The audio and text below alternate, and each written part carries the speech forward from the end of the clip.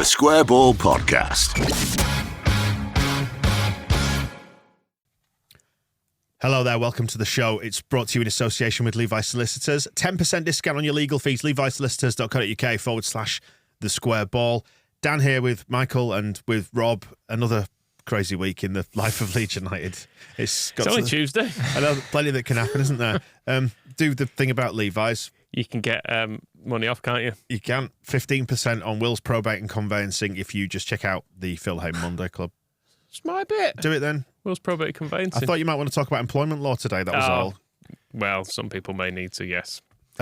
Or some people have been sacked, quite rightly, is another way of looking at it. So we've had a bit of a conflab here, and given the speed at which stuff is changing at Ellen Road and the amount of change that's happening, we're going to try and break this down into manageable chunks, I think. So we'll start with manager chat today, maybe get onto auto chat as a separate little thing for tomorrow, perhaps. And propaganda has sort of fallen by the wayside because stuff has overtaken it, but there are some amusing clips of Spurs fans being upset. So if you want that, that'll be over on TSP Plus Extra Ball feed. Yeah. It'll be in there. Where propaganda extra is, it'll just be a slightly bigger version of that this week. Yeah.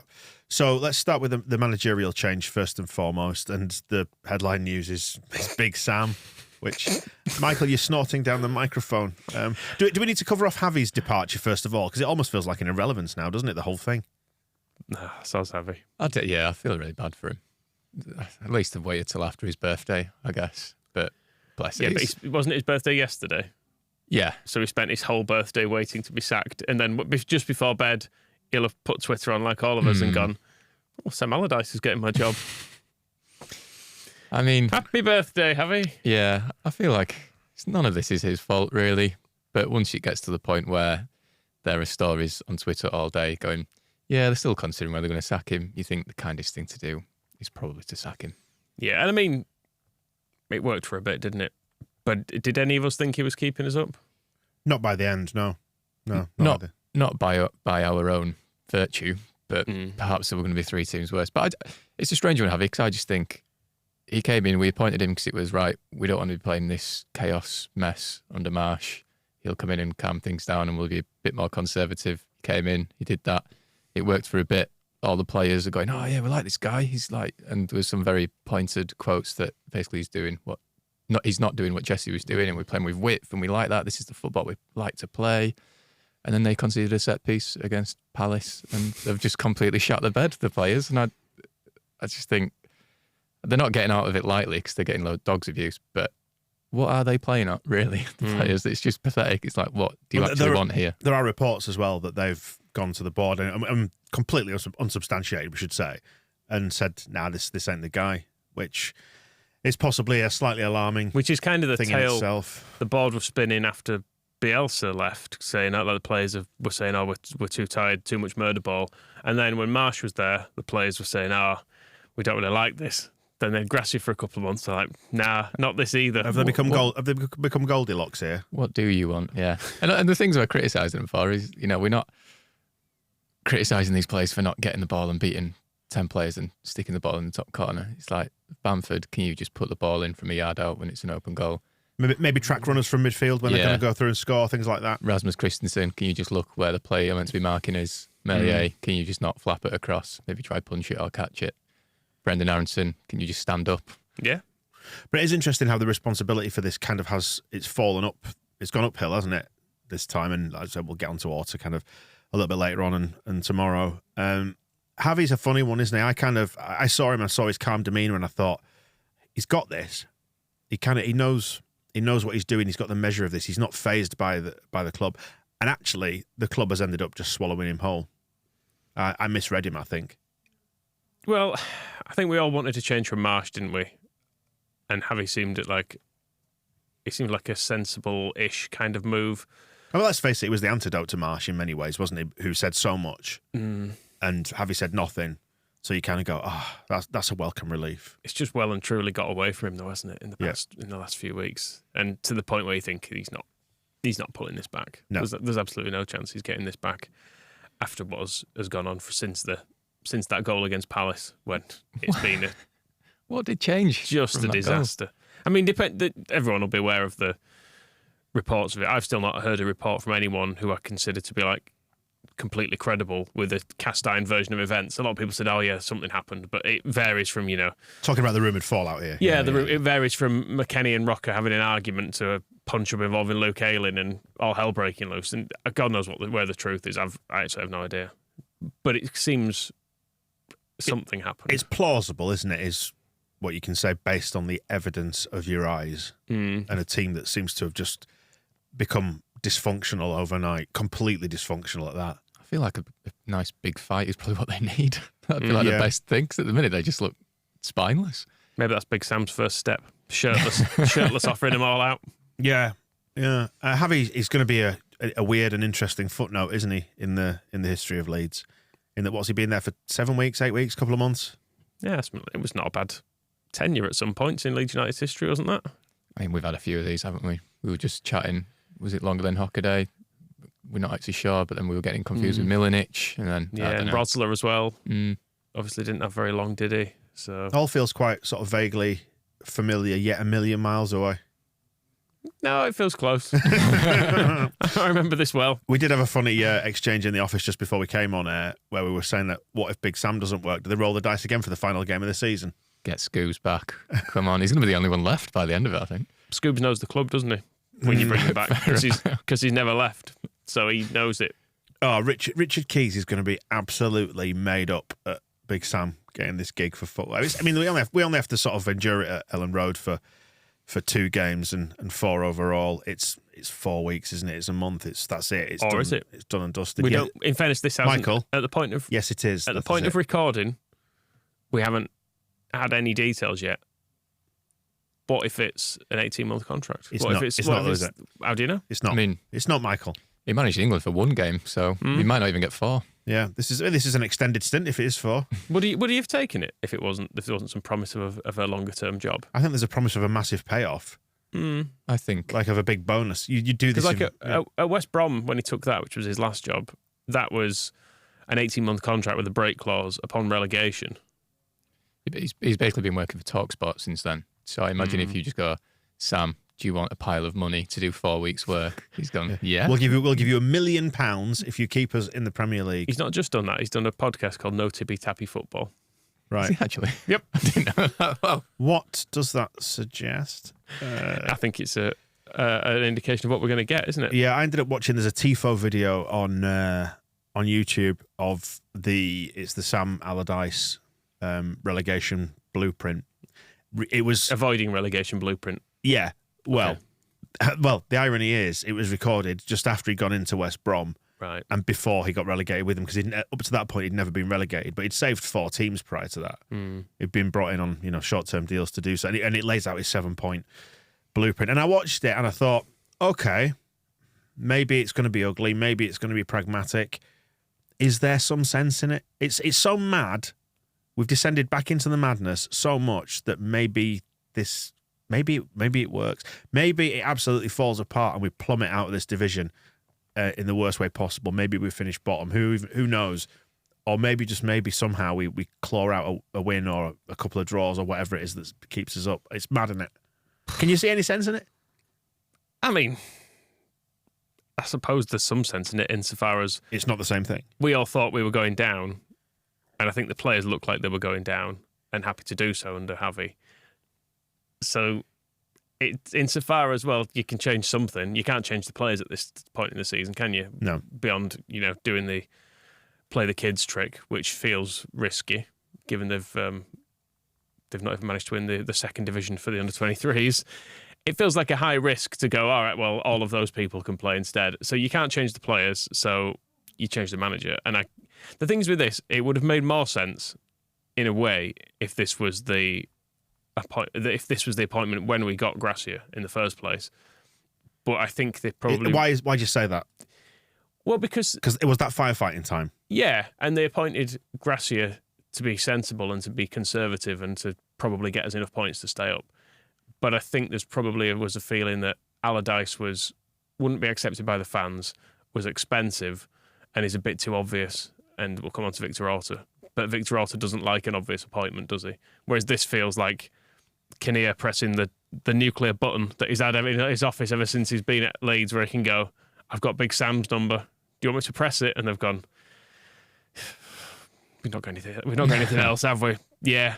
Bring him, I suppose. I mean, because you don't have the football expertise of the 49ers there in the background too. Let's not forget they are party to this because they're 44% shareholders. And if, as has been reported, Orta's going, it narrows the field somewhat to Kinnear and Radrazani and them sat in an office and Radrazani saying, well, who do you know?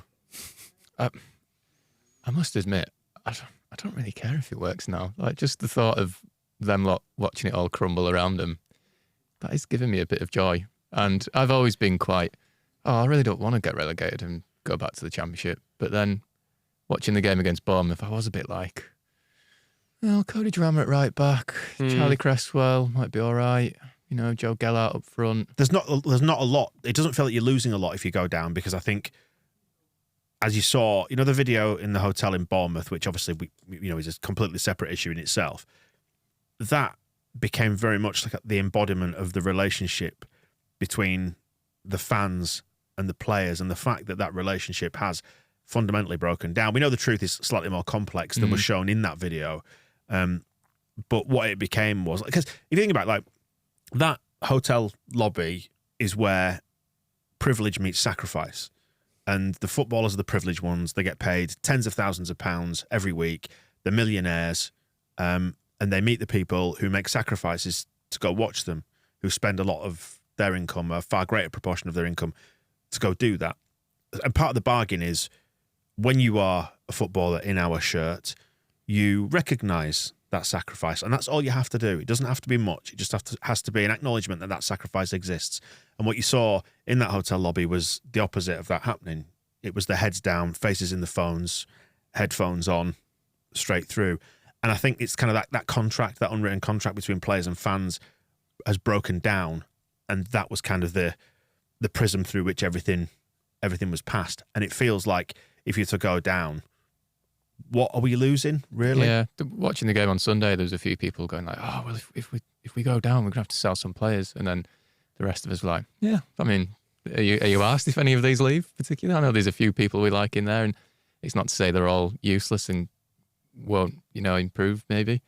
But you just think, if any of them left, you'd be like, okay, we'll just get new ones. That's sort of how it goes, isn't it? I see, I'm in two minds in it. I completely see where you're coming from, but equally I think, if there's a chance of salvaging anything, and don't get me wrong, I don't think we're going to get many points this year. I think there's a chance we get 3 more from West Ham or Spurs, I guess, just because neither of them are particularly good. And that might be enough to keep us up. I don't think we're staying up on 36 points or anything. But given the state of it down there, I think there's a chance we stay up. And giving yourself a chance to stay up means you do have an option to rebuild, and you're not a distressed seller on things. Like last summer, I know obviously this is where the argument breaks down, I suppose, because you think, well, what did it get us?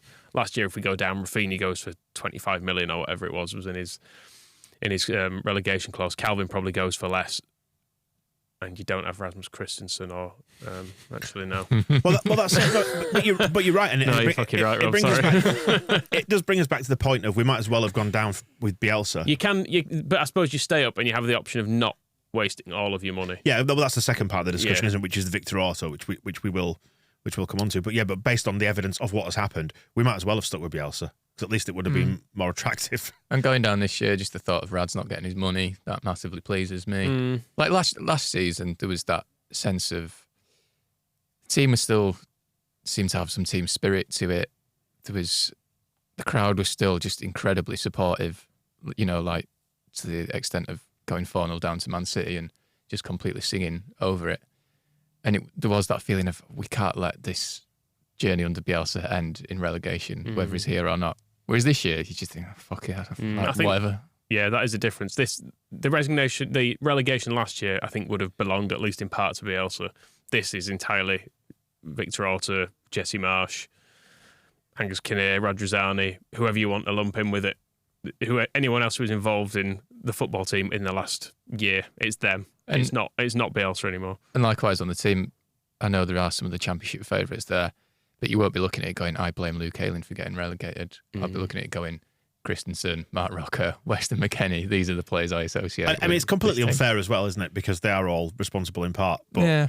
But it's what we go back. We've said before. We go back to the point of credit in the bank, and who has banked credit for us by doing good things for us in the past, and they're the ones, which is completely unfair and it's biased. But that's football. Yeah, innit? that's why I'm a football fan. We're not supposed to be fair and even-handed and open-minded, are we? I mean, it's not completely unfair, is it? Because you like people for a reason, and people earn it, and have earned it over a number of years. Whereas, you see USMNT accounts defending Weston McKennie saying, "Well, it's not his fault. He's not playing well. He just doesn't want to be there." And you go, "Yeah, we can fucking tell. Yeah, it shows." So yes, if he gets some stick, maybe he deserves it straight away at this point, and particularly given the fact you can see, all right, well, Liam Cooper was a couple of $100,000. Weston McKennie's a £35 million footballer being paid, I don't know, he'll be on $100,000 a week, won't he? I would think. It's fine to expect more of these people. Yes. Yeah. I wonder what Big Sam's going to expect of them. Is it going to be a culture shock, or are they going to respond well to something being simplified? And you imagine maybe that's part of his messaging when he goes in there and says, "Look, it's a 4-game season now. 4 cup finals. No, 4-game season. Let's not talk about cup finals because they're bad. But it's a 4-game season. We just need to simplify things, scrap our way out of this, and then everybody gets to reset again in the summer." And I think it's got to be part of the messaging, hasn't it? Like, changing the voice in there. And I think simplifying it is probably a good idea at this stage, because they've had so many different messages over the course of the last 14, 15 months, the churn of coaches and all that kind of thing, that if somebody can simplify it, and that TIFO video that I saw seems to suggest that is what kind of Allardyce's anti-relegation blueprint is all about. 7 basic concepts, which I won't run through them all here, A, because I can't remember them, and B, because it's 7 of them. But it's just like, it's play the first pass forward, win second balls. It's not actually, I saw the still of that video. It's not actually a different to Jesse Marsh. It was what struck me from looking at that. Yeah. I know people know Sam Allardyce, so everyone goes, "Fucking hell, Sam Allardyce," and I'm one of those people. To be clear, I do include myself in it. But just because Jesse Marsh was Red Bull and he was new, and people had not seen his teams before, generally speaking, you're sort of more willing to give it a chance. Plus, we were told this is a natural progression. The pressing was there, but other than that, it was win second balls. I was going to say, we saw Jesse Marsh's 7 key principles or whatever it was stuck on that board in Thorpe Arch, didn't we? It's not a great deal of difference. And likewise, Javi Gracia came in and his thing was, I'm going to simplify it. We're going to kind of sit off and not press all over. We'll play a bit deeper and it won't be as chaotic. And it's not really worked. I'm not a big fan of this appointment, but I am kind of amused by the thought of both Allardyce arriving at Thorpe Arch, looking at these players and wondering, what the fuck am I going to do with these? And likewise, the players looking at Allardyce and going, what the fuck's going on? I just want to see the meeting of Allardyce and Aronson. I'm just what are they both going to make of each other? It's hard to know what he sees in the squad, because surely there will have been talks. The opportunity to earn lots of money by doing a very short-term job. But there must have been talks where they've gone, well, what are you going to do with this lot? Like, if you talk us through your process of avoiding relegation. Do you really think that's happened? Or do you think there's been a phone call? Can you come and sort this shit out? That's probably about it. Yeah. Yeah, I think sometimes we overestimate the complexity of what goes on behind the scenes in football. Well, no, you're wrong, because Victor Orta spoke to Jesse Marsh for 2 years and reached the conclusion it'd be a good idea. Yeah. So maybe just ringing the first person in your phone book's the best way. I don't know. Yeah, and it's a guy who needs to, I think, first and foremost, get them up for it. So if you can do that, that's a start. And I know, I'm sort of indulging in the bargaining stage of grief here, but I'm trying to find something to make this make sense and see a way out of it. Whereas what happened with Javi at Bournemouth, I didn't see a way out of it, but now I do, even if it is the worst kind of straw clutching imaginable. That's all I can take from it, is that he simplifies it, he gets them up for it. We execute a game plan that may or may not work. It only has to work to a certain extent, probably, given how bad everybody else is down there. Yeah, I'm just fully at the stage of, well, if I don't laugh about it, I'll cry. So I'll just think it's really funny. And the good news is it'll all be over soon, and we'll get to the summer, And regardless of what happens, you would think there's going to be some big changes at the club, which are massively needed. So, well, we're already seeing them, aren't we? Yeah. So fuck it. See you in 4 weeks, basically. Yeah, I mean, I think what it does do is it takes the heat out of it again, doesn't it? It's the one final Hail Mary that they've probably got left. We thought we'd already had that. Which is well, Phil said this on the show yesterday, the Phil Hay Monday Club in your feed now. He was just saying, like, what else is there left to do? You can either not roll the dice, and you can see which way this one's going, or you do roll the dice and try something else. And we've got it's your red or black in the casino, isn't it? We still don't know whether the roulette wheel's going to land, but you give yourself a shot, I suppose.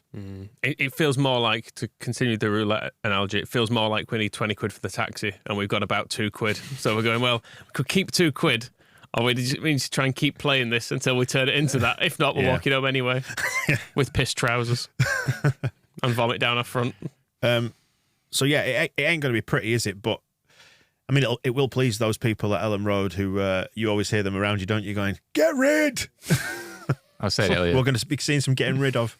My dad can be a bit like that when they sort of try to play it out from the back. He's always like, oh, I hate this. But then they'll lump it up to Bamford, who loses the ball. And he goes, well, what's he going to do with it? He's rubbish. And you think, well, this is the thing, Dad. This is why they try and sort of pass the ball. But well, one of Big Sam's 7-point mantras is to not lose the ball in your own half, which we have been guilty of quite a bit when trying to play out from the back, and not basically succumbing to like counter pressing, things like that. So you might see, hopefully, less of that. It's not going to be pretty, but this is the trade-off, isn't it? It's style versus pragmatism. I do sort of think, well, our midfield is absolutely pathetic, and we've basically been playing without one. So let's just get a manager who completely bypasses it anyway. Yeah. But yeah, I don't really see what's in that squad that is going to be suited to what he does. Or maybe I'm wrong. I don't know. Maybe Bamford turns into that bullying centre forward he was for a season where he's kind of up for it. But I'd urge you honestly watch the Tifo video and see what you make of it, because what they break down is that there is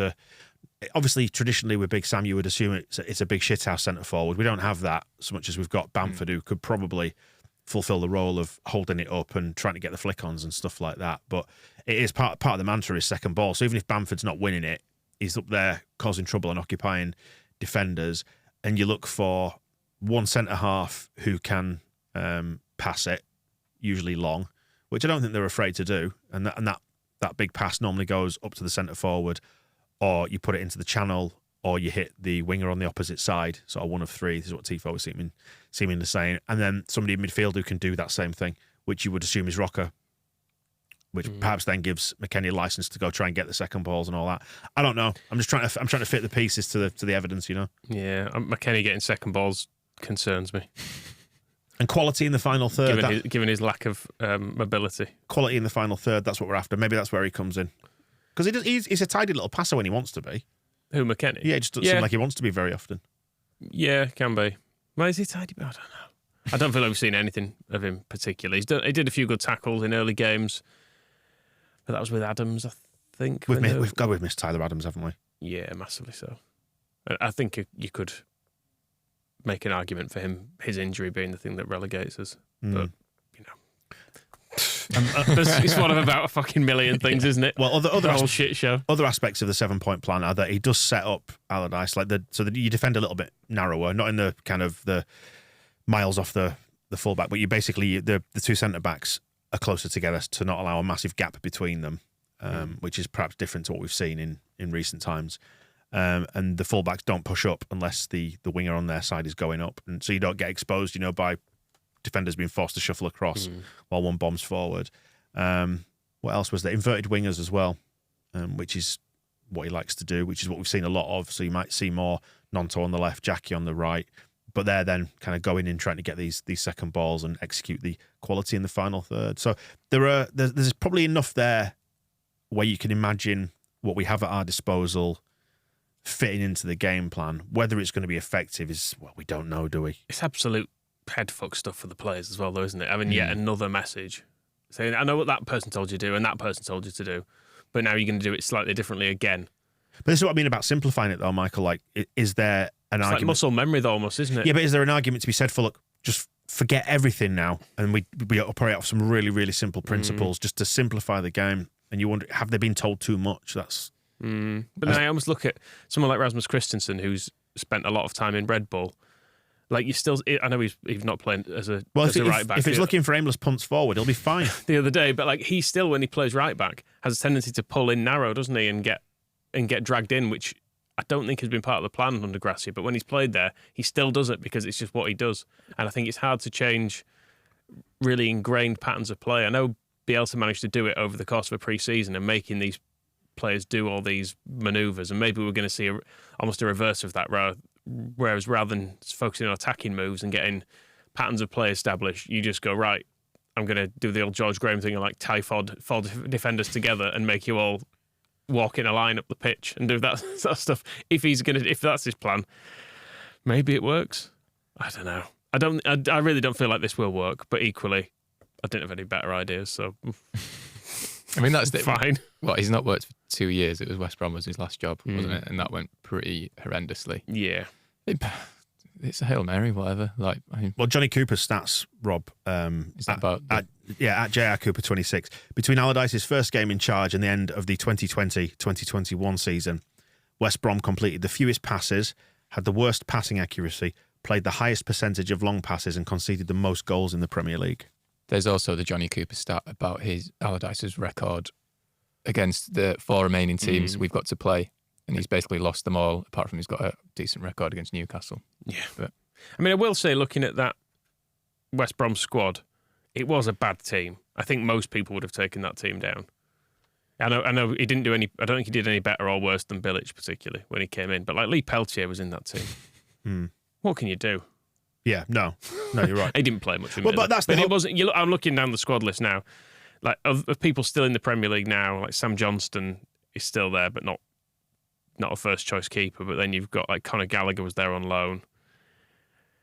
That's really it. Like no one in that. It's not like he had a load of talent in that squad. Whereas you look at our squad this year and you think there's a fair chance that in a year, 2 years, a lot of those players will still be in the top division somewhere. Whereas you're looking down that squad, no. So maybe you can do more with it. I mean, all you need is a tiny amount of success, don't you? You need a very low success rate for this to have been worth it, in the sense that, A, we were quite obviously just in a terminal tailspin with Javi. That was, as you say, I believe that was completely unrecoverable, and you can just see it with your own eyes, couldn't you? It just was not happening for whatever reason. All you need is for it to work, probably 1.5 games, 3 points, 4 points or whatever in this final batch of 12 points in these 4 games. Was it after the Liverpool game or the Fulham game when I said, are they going to sack him?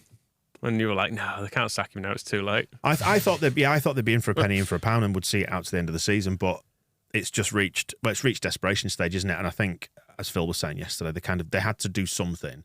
So, well, what can you do? You know, the owner's not going to sack himself, but Orta going, I think, is hugely symbolic. And then to change the manager, well, you might as well, as we were saying. It did feel, after Bournemouth, it felt like, after it felt when we lost against, was it Cardiff under Christensen? Where you just thought, yeah, it's done, innit? They're going to sack him. And it's hard to disagree with it, really. But, I mean, I don't think it's Javi's fault we're going to go down. And likewise, if Allardyce takes us down, it's not going to be his fault. But it is like, okay, we're here then. Let's just see what happens. The pattern of it all is wrong. As I said, it feels like if you're going to just press the Allardyce button, press it earlier, or go for like Benitez or someone in when we get Javi. It felt like we went for a cheap-ish option who seemed sensible-ish, but was neither here nor there. Well, they only went for him because they couldn't hire. Yeah, they wanted to hire. He was what, 4th choice? Who was it? It was Iraola, Slot. Who was the other? Schroeder. We went to Schroeder territory, didn't we? I'm sure there was another one in the top 3 they wanted. Well, they tried Scoobs as well. Corberan as well. And then they were going to stick with Scoobs until the next game. And then they watched that and thought, we'll change it again. Well, at the time of recording, we have just received official confirmation that Victor Orta has left Leeds United by mutual consent. So we will pause the recording now and go away and read that story and come back, and we'll do a separate episode to talk about Victor Orta then. And thank you for joining us on this one. More fun in store this week. We'll speak to you soon. The Square Ball Podcast.